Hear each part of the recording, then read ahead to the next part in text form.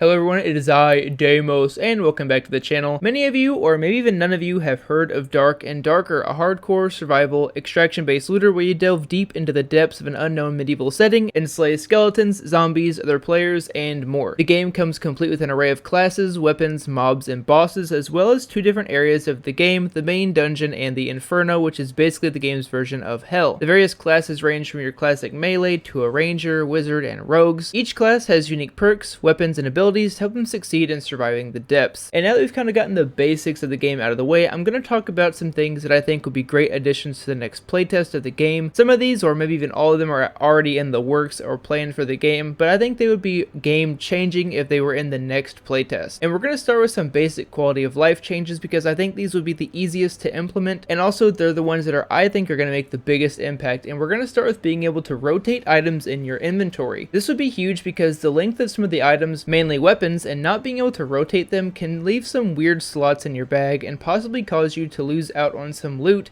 because you can't turn anything and you can't make a slot. Another small but effective change would be making the fill from the storage button at the vendors permanent like it is in Tarkov, so you don't have to constantly fill in the gold to pay for whatever it is, and so on and so on. Also adding a count to the buys so you can buy more than one item at a time. More ranger gear or just more gear in general. Now this is going to be a biased take from me because I basically played ranger exclusively during this last playtest, but nothing was more annoying than getting on and going into the leather maker and not seeing a dang warden chest piece.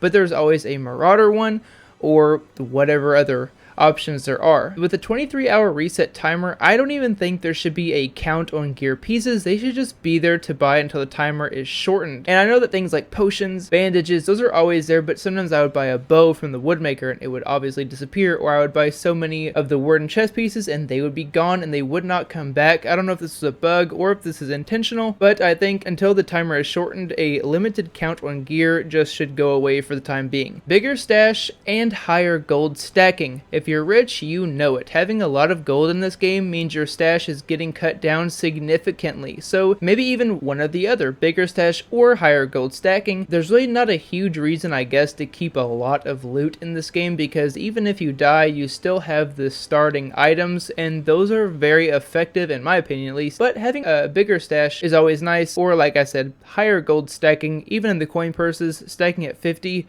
becomes kind of annoying if you have like 3,000 plus gold. If you're enjoying the video, make sure to leave a like and subscribe, and of course put your own wants and requests down in the comments below. I'll be reading all of them and maybe even compiling a video of more community geared requests for the game. A stat tracker, personal or public, would be awesome. I'm sure this is a coming feature, but if it's not, then I'm just putting it out there. We would love to see our own stats. Outside of the quality of life changes, I have two balancing ideas that I think would be great if they implemented them into the game. The rogue is a little bit crazy. Sure, they have low health, but other than that, they're probably one of the best classes in the game. They have the stealth, speed, they have crazy attack speed, they can move while invisible, they have the lockpick, but the main thing I'd like to see change about this class is some type of delay between coming out of invisibility and attacking. Being able to attack out of invisibility is insane because they've already closed that distance and they're usually stabbing you before you even know what's going on, and if it's more than one rogue, you're pretty much screwed. I don't really know if what they should do with this, but some kind of delay would be great.